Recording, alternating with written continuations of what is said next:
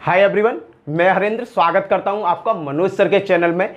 और इसके साथ जो आज हम टॉपिक करने वाले हैं वो है गुप्त साम्राज्य या गुप्त वंश। कौन सा बेटा? गुप्त साम्राज्य, गुप्त साम्राज्य या गुप्त वंश। बेटा इसकी पूरी डिटेल में आपको बताता हूं। गुप्त साम्राज्य की नींव किसने डाली, गुप्त साम्राज्य कैसे बना, ठीक है। देखो, गुप्त साम्राज्य इससे पहले मैं मौर्य काल पढ़ा चुका हूं बेटा। मौर्य काल और गुप्त साम्राज्य बहुत ज्यादा इंपोर्टेंट चैप्टर हैं, पेपर में ज्यादा से ज्यादा आता है इनमें से, ठीक है। तो देखते हैं बेटा किस तरीका से। देखो, गुप्त साम्राज्य की नींव, गुप्त साम्राज्य की जो नींव डाली थी, गुप्त साम्राज्य की नींव बेटा किसने डाली थी? नींव डाली थी बेटा गुप्त साम्राज्य की श्रीगुप्त जी ने। श्रीगुप्त, गुप्त साम्राज्य की नींव किसने डाली? श्रीगुप्त ने गुप्त साम्राज्य की नींव डाली बेटा। अब नींव की बात करता हूं, पर बेटा श्रीगुप्त ने गुप्त साम्राज्य की नींव डाली, पर ये राजा ना कहलाए, ये राजा ना कहलाए। रीजन क्या था बेटा? क्योंकि श्रीगुप्त जो है ना, श्रीगुप्त कुषाणों के सामंत थे। श्रीगुप्त सामंत थे किनके? कुषाणों के। क्यों? देखो बेटा, राज कौन करता था? कुषाण। राज क्या करते थे? कुषाण। उनके यहां सामंत थे श्रीगुप्त। सामंत कौन थे? श्रीगुप्त थे। सामंत का मतलब मैं समझाता हूं। कुषाणों का बेटा बहुत बड़ा राज्य था, कुषाणों का बहुत बड़ा राज्य था। जब वो किसी राज्य को जीतते थे तो वो राज्य ज्यादा दूर होने की वजह से वो उस पर नजर नहीं रख सकते, तो इसीलिए वो क्या करते थे, जो जिसने वो राज्य जीता है वो अपना एक सामंत बना जाता था वहां, कि भाई तुम यहाँ के सामंत हो, यहां से जितना भी कर इकट्ठा होगा तुम इकट्ठा करके हमें कर दोगे और आप राज्य करो। इसी तरह कुषाणों के यहां सामंत कौन है? श्रीगुप्त। भैया जब कुषाणों की शक्ति कम होने लगी, कुषाणों की शक्ति कम होने लगी, तो श्रीगुप्त ने गुप्त साम्राज्य की नींव डाल दी। पर बेटा गुप्त साम्राज्य की नींव तो डाल दी, पर कुषाण पूरी तरह नष्ट नहीं हुए थे। कुषाण पूरी तरह उनकी शक्ति नष्ट नहीं हुई थी। फिर भी ये क्या कहलाए? सामंत ही कहलाए, क्योंकि कुषाणों के अंडर काम कर रहे थे, ये सामंत ही कहलाए। तो इन्हें इसका वास्तविक राजा नहीं कहा जा सकता। बेटा इनके बाद में, श्रीगुप्त के बाद में इनका पुत्र था, उसका नाम था घटोत्कच। घटोत्कच बेटा, घटोत्कच को भी वास्तविक राजा की उपाधि नहीं मिली। घटोत्कच को भी वास्तविक राजा की उपाधि नहीं मिली। रीजन क्या था? क्योंकि घटोत्कच भी कुषाणों के क्या थे? अधीन थे बेटा। कुषाणों के क्या थे? अधीन थे। ओके, आया समझ में? बेटा बात कर रहे थे घटोत्कच की। बेटा घटोत्कच भी किनके गुलाम थे? किनके अधीन रह के काम कर रहे थे? ये भी कुषाणों के अधीन रह के काम कर रहे थे, तो इनको भी हम वास्तविक राजा नहीं कहेंगे। अगर क्वेश्चन पेपर में ये आता है कि गुप्त वंश की नींव किसने डाली, तो आंसर क्या होगा बेटा? श्रीगुप्त होगा। क्लियर है? गुप्त वंश की नींव किसने डाली, तो आंसर क्या होगा बेटा? श्रीगुप्त ने गुप्त वंश की नींव डाली। तो गुप्त साम्राज्य बेटा कहां पर था? ये प्रयाग के निकट, प्रयाग के निकट कौशाम्बी में, प्रयाग के निकट कौशाम्बी में स्थापित किया गया था। इसकी स्टार्टिंग कहां की गई थी? गुप्त वंश की स्टार्टिंग कहां करी गई? प्रयाग के पास कौशाम्बी नामक स्थान से इसकी शुरुआत की गई थी। क्लियर है बेटा? तो श्रीगुप्त और घटोत्कच को हम वास्तविक राजा नहीं कह सकते। क्यों? क्योंकि ये कुषाणों के अधीन रहकर राज्य क्या करते थे, तो ये एक स्वतंत्र राजा नहीं थे, इसलिए इन्हें हम स्वतंत्र राजा नहीं कह सकते। क्लियर है? इनके बाद, घटोत्कच के बाद इनका पुत्र आया जिसका नाम था चंद्रगुप्त प्रथम। इसके बाद इनका एक पुत्र आया जिसका नाम था चंद्रगुप्त प्रथम। क्या नाम था भैया? चंद्रगुप्त प्रथम। इस चंद्रगुप्त प्रथम को हम वास्तविक राजा कहेंगे। ये कब से कब तक रहे थे? 319 ईस्वी से बेटा 330 ईस्वी तक इन्होंने राज कब तक किया? इन्होंने जो राज किया बेटा 319 ईस्वी से 330 ईस्वी तक इन्होंने राजा किया। बेटा चंद्रगुप्त प्रथम को प्रथम स्वतंत्र राजा कहा जाता है। गुप्त वंश का प्रथम स्वतंत्र राजा कौन थे? तो प्रथम स्वतंत्र राजा चंद्रगुप्त प्रथम थे। क्लियर बेटा? चंद्रगुप्त प्रथम ने ही अगर मैं बात करूं, क्वेश्चन ये आता है कि गुप्त वंश की नींव किसने डाली, तो आंसर क्या होगा? श्रीगुप्त ने। अगर क्वेश्चन में ये हो आता है कि गुप्त वंश का वास्तविक राजा कौन था, तो गुप्त वंश के ये वास्तविक राजा थे। गुप्त वंश के वास्तविक राजा थे। बेटा क्वेश्चन कई बार पेपर में आया है, गुप्त वंश के वास्तविक राजा कौन थे? गुप्त साम्राज्य की वास्तविक साम्राज्य की स्थापना किसने करी? तो गुप्त वंश के वास्तविक राजा कौन थे? भैया चंद्रगुप्त प्रथम गुप्त वंश के वास्तविक राजा थे, वास्तविक संस्थापक थे। इन्हीं को ही हम बेटा वास्तविक संस्थापक कहेंगे। यही क्या थे? वास्तविक संस्थापक थे। पर बेटा इन्होंने वास्तविक रूप से राज्य किया, पर इन्होंने कुछ ज्यादा बड़े बड़े कार्य नहीं किए। इन्होंने ज्यादा बड़े बड़े कार्य नहीं करे। सबसे बड़े कार्य किसने करे? समुद्रगुप्त में। बेटा उसे मैं इसके बात कराऊंगा, पहले इसे सीखो। चंद्रगुप्त प्रथम ने कब से कब राज्य किया? 319 से 330 ईस्वी तक राज्य किया। गुप्त वंश के वास्तविक राजा थे, गुप्त वंश के वास्तविक संस्थापक थे। क्लियर है बेटा? इन्होंने ही सबसे पहले एक उपाधि ली बेटा। उपाधि ली, कौन सी उपाधि ली?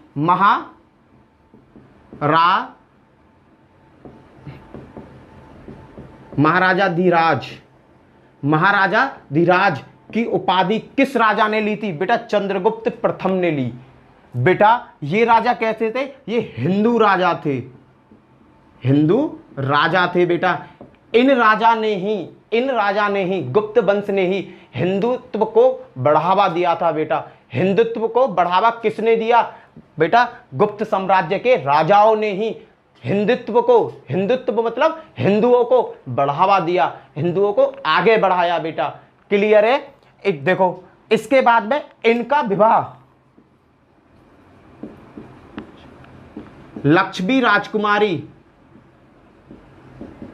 लक्ष्मी राज्य की राजकुमारी थी, जिनका नाम था बेटा, इनकी पत्नी का नाम था देवी, राजकुमारी देवी।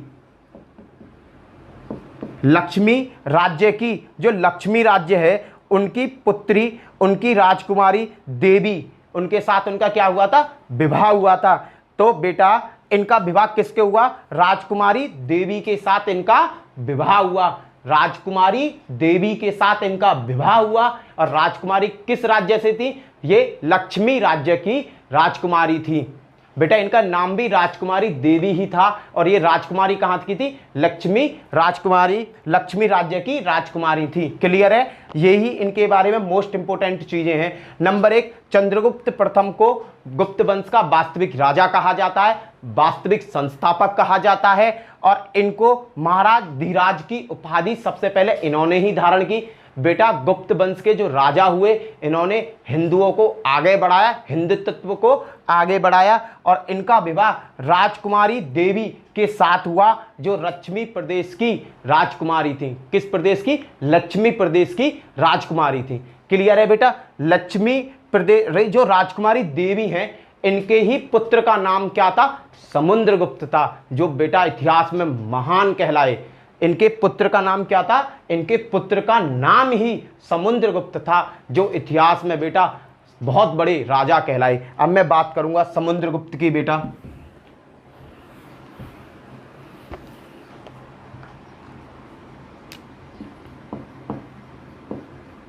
समुद्रगुप्त बेटा इन्होंने राज्य किया 330 ईस्वी से 380 ईस्वी तक। बेटा इन्होंने राज्य कहा था, कब से कब तक किया था? इन्होंने राज्य किया 330 ईस्वी से 380 ईस्वी तक।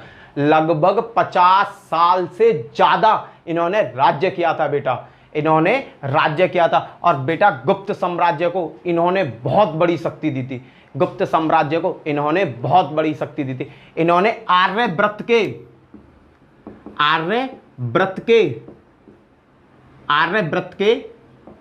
6 राज्यों को जीता और दक्षिण व्रत के 12 राज्यों को जीता। बेटा आर्यव्रत के 6 राज्यों को जीता, जो दक्षिण भारत में 12 राज्य थे उनको भी इन्होंने जीता था। बेटा इस राजा के बारे में यह कहा जाता है कि यह कभी युद्ध में हारा नहीं, इसी कारण इन्हें भारत का नेपोलियन भी कहा जाता है। कई बार पेपर में पूछ लिया गया है किस राजा को भारत का नेपोलियन कहा गया है, तो बेटा समुद्रगुप्त को ही भारत का नेपोलियन कहा गया है। इन्हें भारत का नेपोलियन कहा गया है। बेटा इन्होंने इतना साम्राज्य विस्तार किया कि पूछो मत। इन्होंने इतना साम्राज्य विस्तार किया, इसी वजह से इन्हें बेटा भारत का नेपोलियन कहा जाता है। इनकी तुलना तुम अकबर से कर सकते हो। अकबर जैसे चंड रूप में था, बेटा समुद्रगुप्त पूरी जिंदगी चंड रूप में रहा।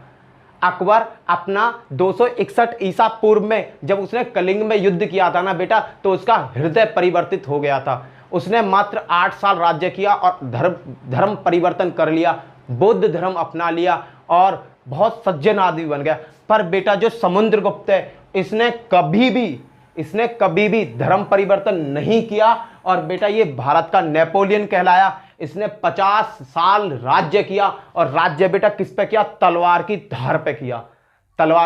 धार पे किया।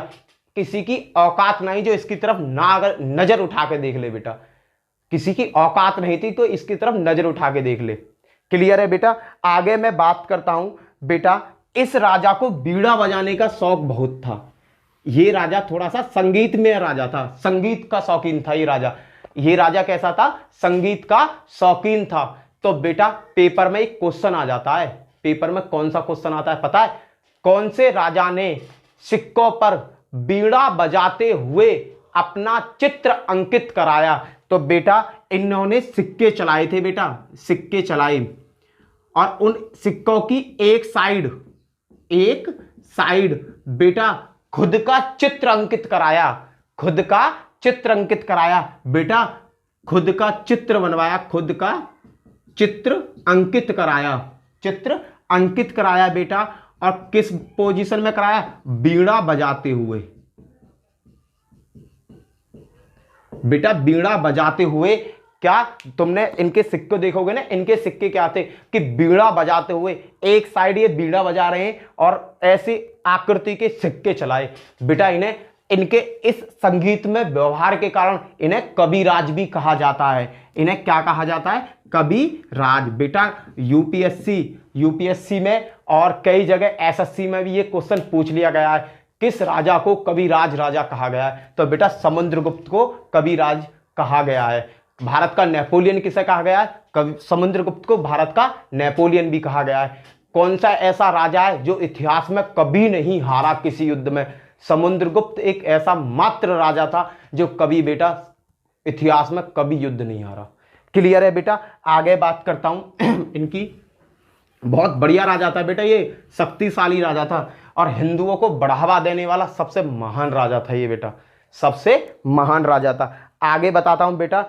इन्होंने अश्वमेध यज्ञ कराया। इन्होंने अश्वमेध यज्ञ कराया बेटा। अश्वमेध यज्ञ का मतलब बताता हूं बेटा। अश्वमेध यज्ञ जब कराया जाता है तो एक घोड़ा होता है और उस घोड़े को छोड़ दिया जाता है। वो घोड़ा जहां तक चला जाता है, जिस भी राज्य में घुस जाए, वो राज्य किसका हो जाता है? राजा का हो जाता है, जिसने अश्वमेध यज्ञ कराया है। तो समुद्रगुप्त ने अश्वमेध यज्ञ कराया और बेटा जिस भी राज्य में ये चला गया, उस राजा ने चुपचाप अपना राज्य समुद्रगुप्त को सौंप दिया, रीजन, क्योंकि अगर ये युद्ध के मूड में आ गया तो हमारा तो नाश ही कर बैठेगा। इसी डर से काफी राजाओं ने अपना राज्य इसको प्यार से ही दे दिया था। इसने साम्राज्य विस्तार बहुत तगड़ा किया था बेटा। ठीक है, अब बात करता हूं समुद्रगुप्त की जो सैन्य जानकारी मिलती है बेटा हमें, समुद्रगुप्त की जो सैन्य जानकारी मिलती है सेना के बारे में, सैन्य जानकारी, जो समुद्रगुप्त की सैन्य जानकारी बेटा हमें कहां से मिलती है? बेटा प्रयाग प्रशस्ति से मिलती है, प्रयाग प्रशस्ति से मिलती है। प्रयाग प्रशस्ति लिखी किसने थी? बेटा बहुत पेपर में पूछा गया, प्रयाग प्रशस्ति लिखी किसने थी? तो उसका नाम था हरिसेन। हरिसेन क्या थे? इनके दरबारी कवि थे। हरिसेन क्या थे बेटा? इनके दरबारी कवि थे। उन्होंने ही प्रयाग प्रशस्ति की रचना करी थी बेटा। प्रयाग प्रशस्ति किस में लिखी गई है? ये बेटा संस्कृत में लिखी गई है, ये बेटा संस्कृत में लिखी गई है। इस प्रयाग प्रस्तुति में बेटा सैन्य जानकारी मिलती है कि समुद्रगुप्त के पास कितनी विशाल सेना थी। बेटा इस प्रयाग प्रस्तुति में बेटा इन्होंने इस बात की जानकारी नहीं दी कि इन्होंने अश्वमेध यज्ञ कराया, इनकी मृत्यु कैसे हुई। ये बात बेटा आज भी चिंता की है।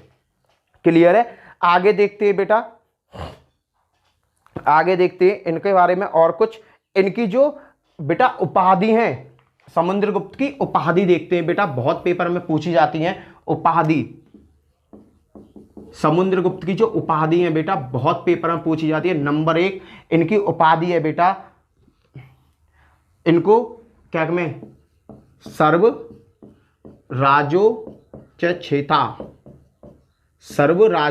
चेता भी कहा जाता है। बेटा संस्कृत का वर्ड है, बोलने में मुझे कठिनाई होती है संस्कृत के वर्ड। आगे लिखा है बेटा दूसरा अश्वमेध पराक्रमा, क्योंकि इन्होंने अश्वमेध यज्ञ भी कराया था, तो अश्वमेध पराक्रमा भी इन्हें कहा जाता है। क्लियर है बेटा? आगे देखते हैं कुछ चीजें और आगे देखते हैं। भारत का नेपोलियन इन्हें कहा जाता है, मैंने आपको बता ही दिया बेटा।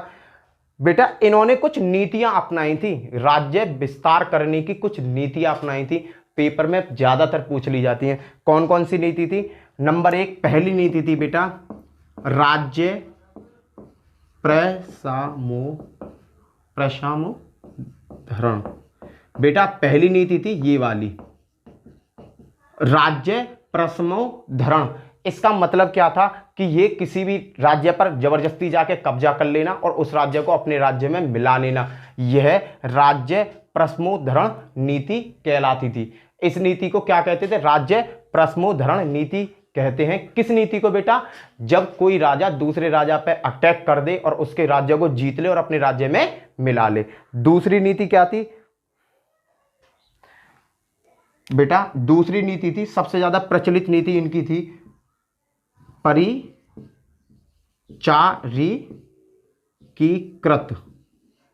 ये नीति थी बेटा इसकी। दूसरी नीति क्या थी? दूसरी नीति थी बेटा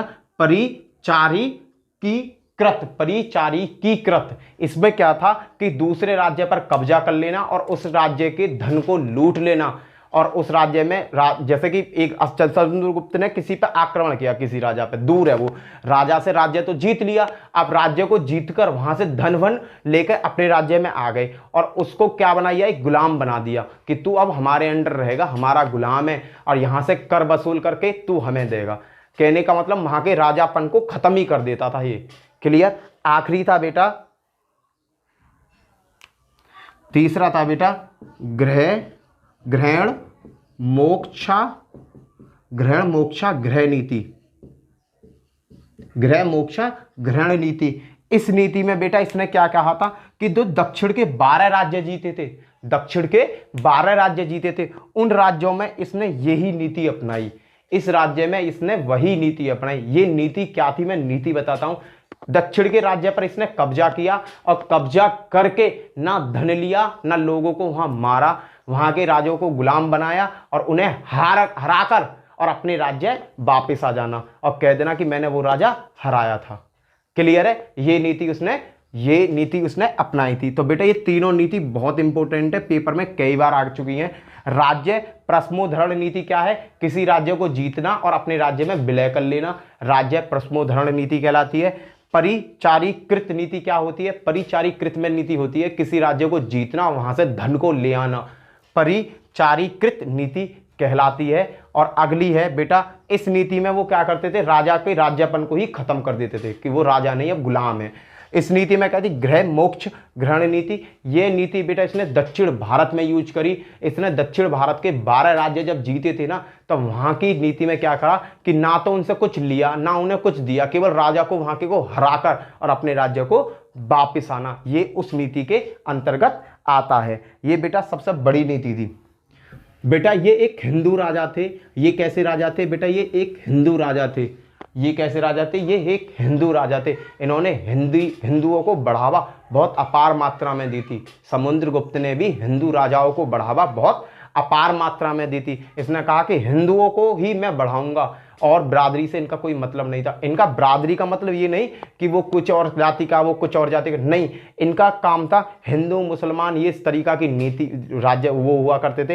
हिंदू और आपके हिंदू हुआ करते थे, बौद्ध ईसाई उस टाइम ये लोग हुआ करते थे, तो हिंदुओं को ये बहुत बढ़ावा दिया करते थे। बेटा एक बात थी कि बेटा इन्होंने ना समुद्रगुप्त ने श्रीलंका के एक राजा थे। कहाँ के? श्रीलंका के बेटा, श्रीलंका बेटा पेपर में क्वेश्चन आया हुआ है। श्रीलंका के एक राजा थे, उनका नाम था बेटा मेघवर्धन। उनका नाम क्या था? मेघवर्धन। बेटा श्रीलंका के एक राजा थे, उनका नाम था मेघवर्धन। मेघवर्धन ने समुद्रगुप्त से अनुमति मांगी थी बेटा। समुद्रगुप्त से क्या मांगी थी? अनुमति मांगी थी। किसके लिए बेटा? एक बुद्ध का मंदिर बनाने के लिए। बुद्ध का मंदिर बनाने के लिए बेटा मेघवर्धन ने, जो श्रीलंका के राजा थे, मेघवर्धन ने श्रीलंका के जो राजा थे, उन्होंने समुद्रगुप्त से परमिशन मांगी थी बेटा किसकी? बुद्ध मंदिर बनवाने की। वो बुद्ध मंदिर कहाँ बना था बेटा? गया में। वो बुद्ध मंदिर कहाँ बना था? गया में। कहाँ पर है? गया, बिहार के गया में। एक बुद्ध की बहुत बड़ी प्रतिमा है, वो वहां पर लगवाई थी श्रीलंका के राजा ने। उसका नाम था मेघवर्धन। क्लियर? इसने अनुमति मांगी थी कि मैं बुद्ध मंदिर बना दूं या ना बना दूं गया में। रीजन क्या? क्योंकि ये हिंदू तत्व को मानता था, हिंदू राजा था। और बुद्ध जो होते हैं, बुद्ध अलग होते हैं और हिंदू अलग होते हैं बेटा। क्लियर है? आगे देखते हैं बेटा। इनको बहुत सारे राज्य जीते बेटा, यही इनके बारे में ये सभी चीजें ही काफी हैं जो आपके एसएससी और यूपी पुलिस में पूछे जाएंगे। हाँ बेटा, अब मैं आपसे काम की बात करता हूं। देखो, मैं आपको यहां यूपी पुलिस एसएससी जीडी की तैयारी करा रहा हूं बेटा। बार बार बच्चे क्वेश्चन करते हैं कि सर यूपी पुलिस की तैयारी चालू कर दो, एसएससी जीडी की तैयारी चालू कर दो। अरे मेरे यारों, मैं यही तो चीज़ करा रहा हूं, तो मैं यूपी पुलिस और एसएससी जीडी की तो तैयारी करा रहा हूं। पर हाँ, एक चीज़ और करना कि जो एमआर में हैं, जिन्होंने एमआर का फॉर्म भर रहे हैं, एमआर वाले और कोस्ट गार्ड वाले, बेटा वो भी इन वीडियो को देखा करना, क्योंकि एमआर में और कोस्ट गार्ड में भी जीएस आती है। एमआर में और कोस्ट गार्ड में भी जीएस आती है, और वहाँ भी यही क्वेश्चन बनते, कुछ अलग से क्वेश्चन नहीं बनते। इसके बाद जय हिंद, जय भारत। कल मिलते हैं, कल इसी का नया टॉपिक स्टार्ट करेंगे। जब तक के लिए बाय बाय।